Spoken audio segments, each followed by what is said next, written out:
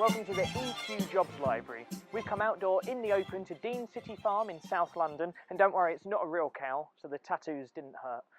I'm here with Nick Golson. Hi, Nick. Hello, Charlie. So tell me, what is your current job? I am the farm manager here at Dean City Farm. Lovely. And tell me a little bit of what that entails.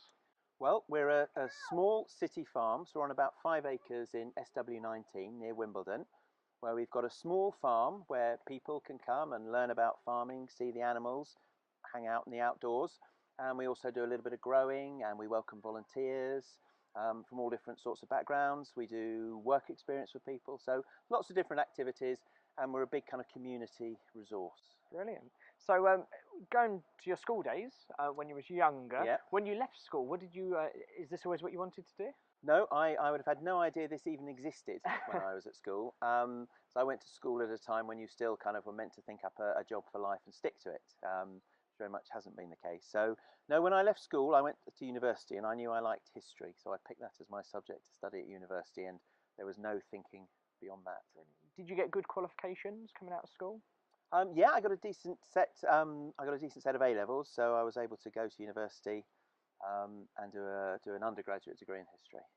So obviously you've done a lot of studying through the Yep. years. How have your views on education changed through your life?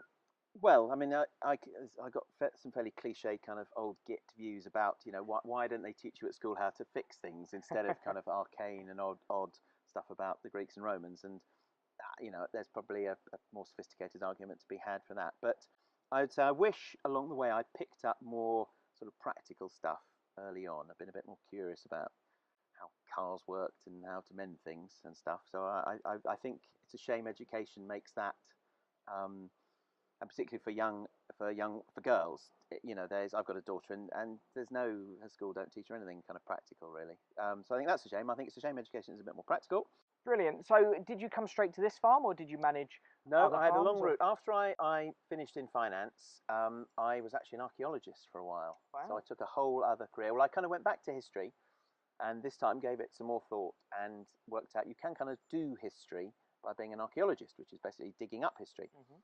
So I went back to university again, which is much more fun when you're a bit older. You realise what a kind of laugh it is, I think. And I would say that if anyone's, probably not the audience here, but if anyone's thinking of being a mature student, I recommend it. It is a blast.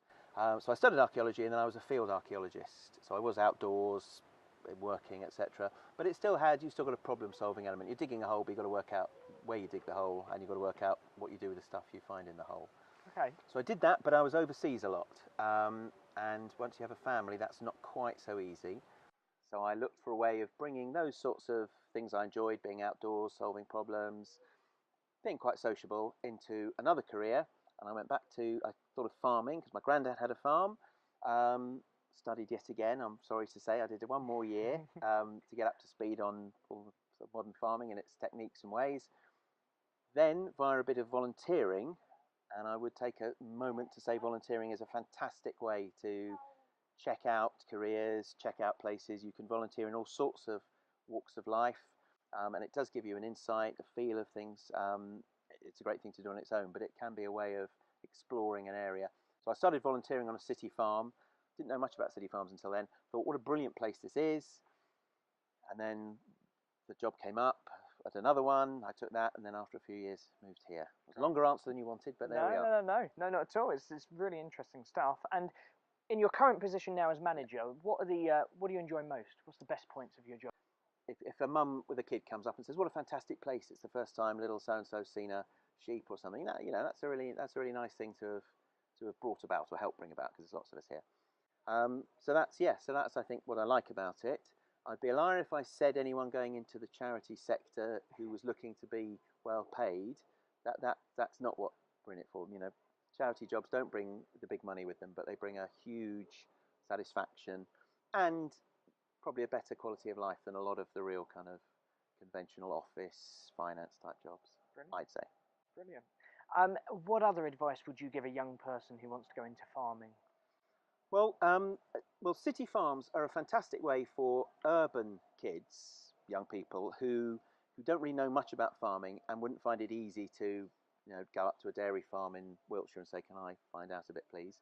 So it's a great way through, and we have a thing here called Young Farmers. All the city farms do volunteering schemes, and you can start through that to muck out, etc. See if it's for you, because it's quite physically hard work and you do it all weathers. So you've got to make sure you've got the appetite for that.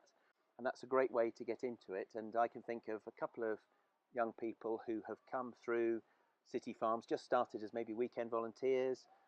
They've become what we call sessional workers, so filling in when people are on holiday. They've taken their courses and they've gone off. I can think of two girls who are now working in the sort of the riding industry as instructors. They came through the riding school, did the qualifications, have gone off, now teaching others to ride.